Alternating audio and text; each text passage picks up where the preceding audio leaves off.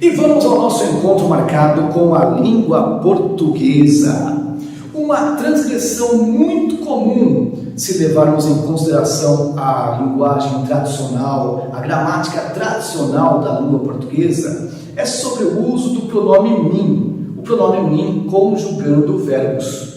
É bem comum na linguagem popular nós termos construções do tipo traga o livro para mim ler. Mas o pronome mim, de acordo com a gramática tradicional, ele não conjuga verbos, ele não pode agir como sujeito na oração. Neste caso, então, a forma correta, de acordo com a norma culta da língua, seria traga o livro para eu ler. Então, o pronome eu conjuga verbos, o pronome mim não conjuga verbos, de acordo com a gramática tradicional. Na linguagem popular isso acontece muito. Para falar a verdade, a maioria das pessoas usa uma linguagem popular aqui no Brasil. Ela não é bem vista por aqueles que defendem a gramática tradicional, mas ela é uma linguagem que existe e ela é correta, desde que seja utilizada num contexto de linguagem popular.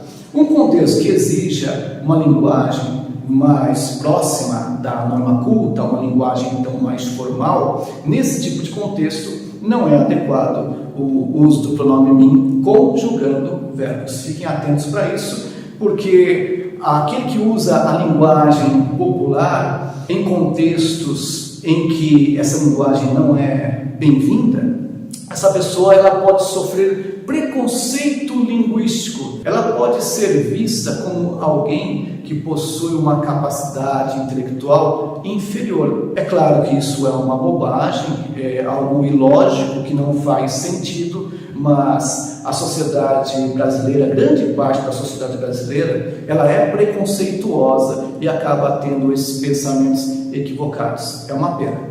Ainda sobre o uso do pronome mim e depois de um verbo após o pronome mim, peço para que vocês não confundam esse tipo de construção com algo mais ou menos assim. Para mim, estudar sociologia é muito importante. Vejam que o pronome mim ele está antes do verbo estudar. Mas, neste caso, o pronome mim, ele não está conjugando o verbo estudar. Ele não é o sujeito do verbo estudar. Se nós alterarmos a ordem da oração, da frase, nós entenderemos melhor. Estudar sociologia é muito importante. Para quem? Para mim. Acontece que a estrutura estudar sociologia funciona como sujeito do verbo ser, do é. Estudar sociologia é muito importante para mim.